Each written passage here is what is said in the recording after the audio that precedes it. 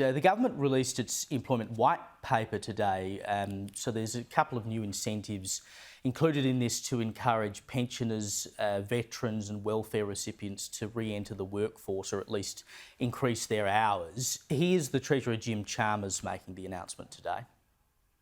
It has 5 main themes: full employment, secure jobs and strong wages, skills now and into the future, getting productivity moving again, and also addressing some of the barriers which are preventing people from grabbing the jobs and opportunities, even in an economy where unemployment has a 3 in front of it.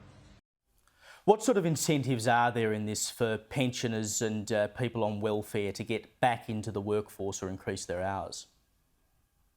So it was a couple of announceables, and the other element is what the unions were pushing for, which is a new definition of full employment, which is obviously contested.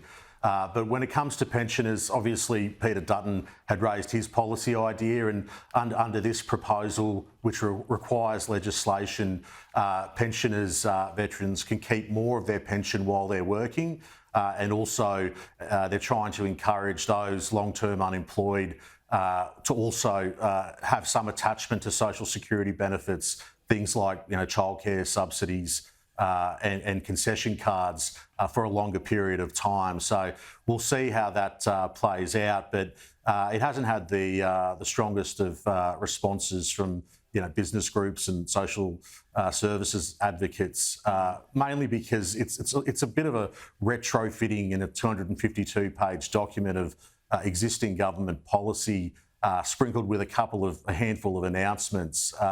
So there's a lot of criticism there around specific targets and also business groups raising concerns that the Albanese government's IR shake-up will actually mean that there might be less flexibility and less jobs for people that want them.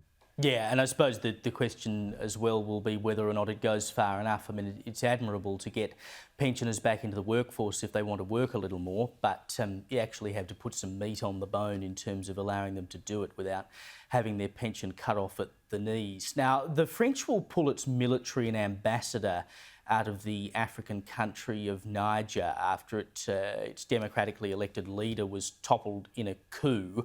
We've sort of slowly seen the French pulling out of Africa for a while now. They've said in this case they get the feeling that Niger doesn't want to repel terrorists anymore. What does this mean on a more global scale with these sort of Islamist mobs having success in Africa? Yeah, it's a real shame to see where it's gone the last couple of years.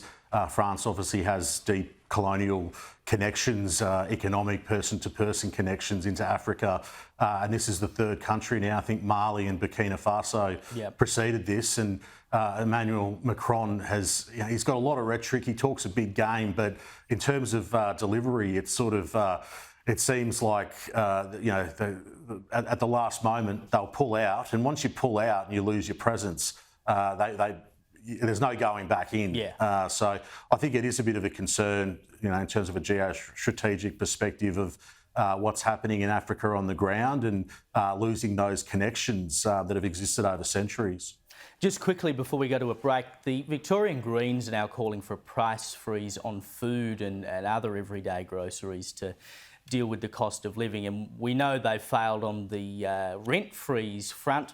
How on earth would a price freeze in supermarkets work? Well, it's never going to happen, and the Greens love playing politics with these things because for the Greens party, they're not in government, they don't look after a budget, and they don't look after an economy. So, yeah, they didn't get the rent freeze cap, and it's very unlikely that you'll see your grocery items capped where they are. If they can start freezing the price of alcohol, I'd be happy with that. Thank you, Geoff Chambers, for joining me tonight.